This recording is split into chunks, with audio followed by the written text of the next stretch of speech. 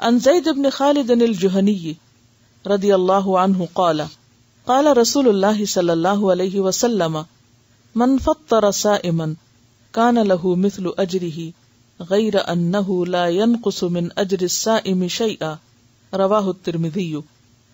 حضرت زید بن خالد جوہنی رضی اللہ عنہ کہتے ہیں رسول اللہ صلی اللہ علیہ وسلم نے فرمایا جس نے روزہ دار کو روزہ افطار کرایا اسے بھی اتنا ہی اجر ملے گا جتنا اجر روزہ دار کے لیے ہوگا، اور روزہ دار کے اجر سے کوئی چیز کم نہ ہوگی۔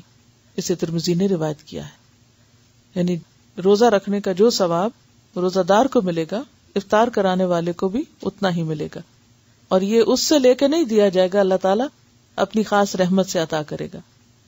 روزہ افطار کروانے والے کو درج ذیل دعا دینی چاہیے۔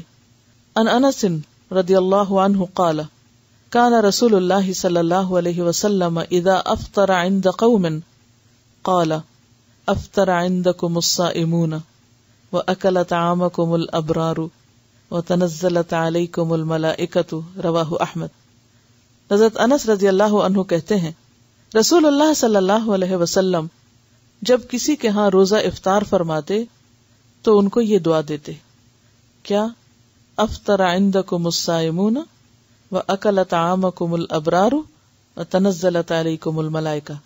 اس کا ترجمہ ہے روزہ دار تمہارے ہاں روزہ افطار کرتے رہیں، یعنی آئندہ بھی تمہیں یہ موقع ملتا رہے، نیک لوگ تمہارا کھانا کھاتے رہیں اور فرشتے تمہارے ہاں نازل ہوتے رہیں، یعنی رحمت لے کر۔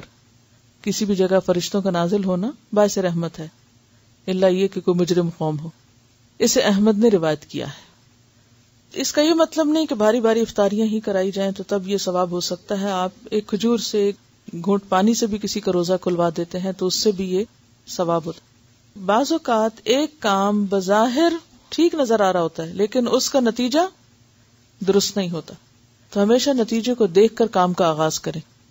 اگر افطار کرانے کا ثواب بہت زیادہ ہے تو دوسری طرف اس چیز کو بھی ذہن میں رکھیں کہ یہ نہیں کہ سارا دن آپ اتنے ہلاک ہو جائیں کہ پھر آپ اپنی تراویح بھی چھوڑ دیں اور اگلے دن کی سحری بھی خطرے میں پڑ جائے اور نمازیں بھی آپ کی جلدی جلدی ہوں۔ تو ایک نیکی کرتے وقت دوسری نیکیوں کو ختم نہیں کرنا بلکہ ہر کام اعتدال کے ساتھ